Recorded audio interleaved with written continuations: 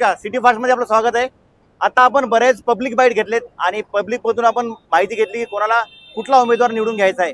आता आपण महत्त्वाचे जे सध्या पुण्यामध्ये ज्याचं खूप जास्त वातावरण चालू आहे, हडपसर मतदारसंघाचे जे उमेदवार आहेत त्यांच्याशी आपण डिस्कस करूया। नमस्कार भाऊ। भाऊ, एक छोटासा प्रश्न आहे। आम्ही आता बराच सर्वे केलाय, पब्लिक बाईट्स घेतल्यात, तुम्ही अशी काय हवा केली आहे, काय काम केलं असं की जेणेकरून सगळ्यांच्या तोंडावर तुमचं नाव आहे? तुमचं काय कार्य आतापर्यंत झालेलं आहे की जेणेकरून कोणी दुसरं नाव घ्यायला तयारच नाहीये? थोडक्यात सांगू शकता की तुमचं काय कसं काय काम झालेलं आहे या ठिकाणी? गेले 10 वर्ष कोरड्या भागामध्ये नगरसेवक म्हणून काम करतोय। कोरड्या भागात काम करत असताना मी कोरड्या भागाचे बरेचसे प्रश्न सोडवण्यासाठी म्हणजे फ्लायओव्हर असतील, फायर ब्रिगेड स्टेशन असेल, पाण्या टाकी असतील, बॅडमिंटन हॉल असेल, प्लेग्राऊंड असतील, गार्डन असतील, दवाखाने असतील, डायलिसिस सेंटर असतील, असे एक ना अनेक 25 प्रकल्प मी माझ्या भागामध्ये उभे केले। आणि ते करत असताना लोकांना माहिती हा कामाचा माणूस आहे, हा पब्लिकमध्ये कायम काम करत असतो। आणि त्यामुळं या संपूर्ण मतदारसंघामध्ये वातावरण अशा पद्धतीचं आहे की भविष्यामध्ये 5 वर्षामध्ये कोण काम करत, कारण मागचे 5 वर्ष त्यांचे वायाला गेले। ज्या उमेदवाराला त्यांनी निवडून दिलं होतं ते पुढेही 5 वर्षात फिरकले नाही, त्यामुळे लोकांमध्ये प्रचंड रोष आहे। त्यामुळे लोक भविष्य येत्या काळामध्ये महाराष्ट्र नवनिर्माण सेनेच्या पाठीशी उभं राहतात। हो, एक अजून प्रश्न होता। बरेच लोक असे आहेत की निवडणुकीला खूप कॅज्युअल घेतात आणि वोटिंग करण्यासाठी बाहेर पडत नाहीत, घराच्या बाहेर पडत नाही, त्यांना एक तुम्ही छोटंसं आव्हान किंवा एक मेसेज देऊ शकता का?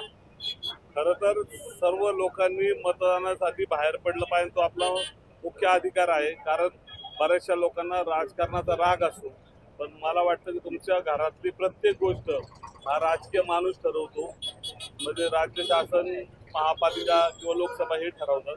त्यामुळं मला वाटतं की आपण आपल्या भागातला स्थानिक उमेदवार असेल किंवा जो आपल्या उपयोगी असेल किंवा जो लोकांसाठी भांडत असेल त्या माणसाच्या मतदानासाठी आपण रस्त्यावर उतरलं पाहिजे, मतदानाच्या दिवशी मतदान केलं पाहिजे आणि जास्तीचा टक्का मतदानाचा वाढला पाहिजे असं मला वाटतं।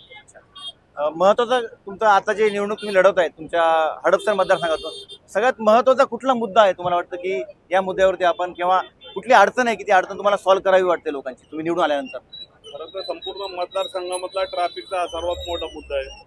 ट्रॅफिक प्रत्येक भागामध्ये, आता आपण जे उभे आहे ते कात्रज कोटवर रोड आहे, हडपसरला गेलो, हडपसर मुख्य रस्ता सोलापूर रस्ता आहे, प्रचंड ट्रॅफिक आहे दोन्ही रस्त्यांवर असतं। आणि ह्याचा कायमस्वरूपी प्रश्न सोडवण्यासाठी तुम्हाला भैरवनाला चौक ते मांजरी हा उड्डाण पूल करणं गरजेचं आहे।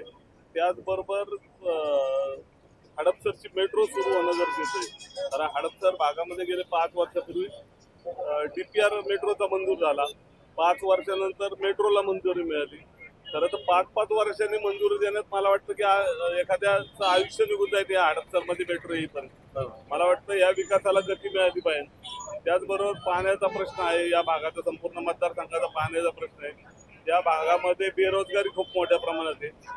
हडपसर मतदारसंघामध्ये सगळ्यात जास्त म्हणजे इंडस्ट्री स्टेट आहे, जवळपास 250 ते 300 कंपन्या या मतदारसंघात आहेत, पण स्थानिक मुलांना कुठेही नोकऱ्या नाहीत। मला वाटतं की स्थानिक मुलांना त्या नोकऱ्या सुद्धा मिळाल्या पाहिजे।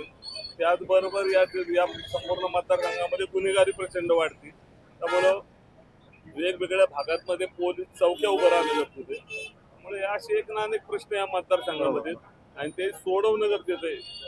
ओके, सो आता आपण जस्ट साईनाथ भाऊंशी आपण चर्चा केली आहे, तर अनेक प्रश्नांना मार्गी लावण्यासाठी साईनाथ भाऊंचा प्रयत्न आहे आणि नक्कीच त्यांना हे यश मिळेल। सो तुम्ही पाहतात city fast. Thank you so much. Thank you.